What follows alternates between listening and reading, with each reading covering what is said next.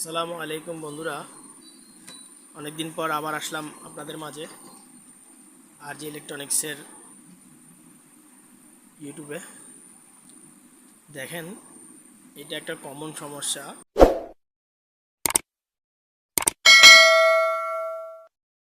আমি আমারটা দেখাই দিতেছি আপনাকে। দেখেন, এই যে আমার গ্লাসের মধ্যে দেখতেছেন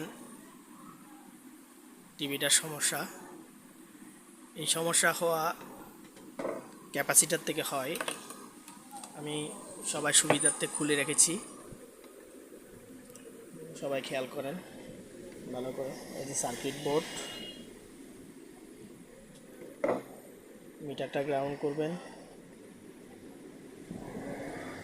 গ্রাউন্ড করার পর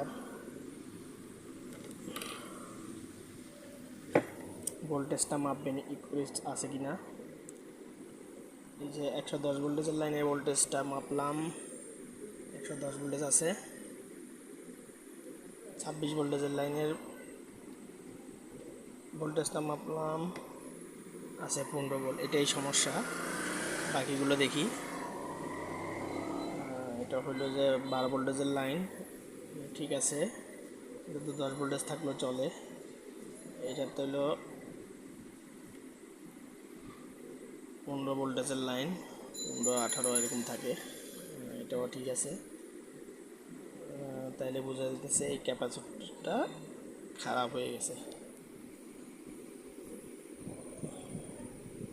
আমি এখন এই অবস্থায় একটা ক্যাপাসিটর লাগাই দেখব। এই যে দেখেন,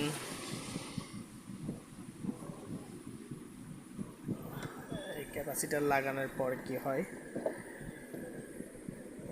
অবশ্যই নেগেটিভ পজিটিভ দেখে লাগাবেন। দেখেন, ক্যাপাসিটর ছেড়ে দিলাম, ক্যাপাসিটর লাগাই দিলাম, ঠিক আছে। এটাই সমস্যা। ধন্যবাদ সবাইকে। আসসালামু আলাইকুম।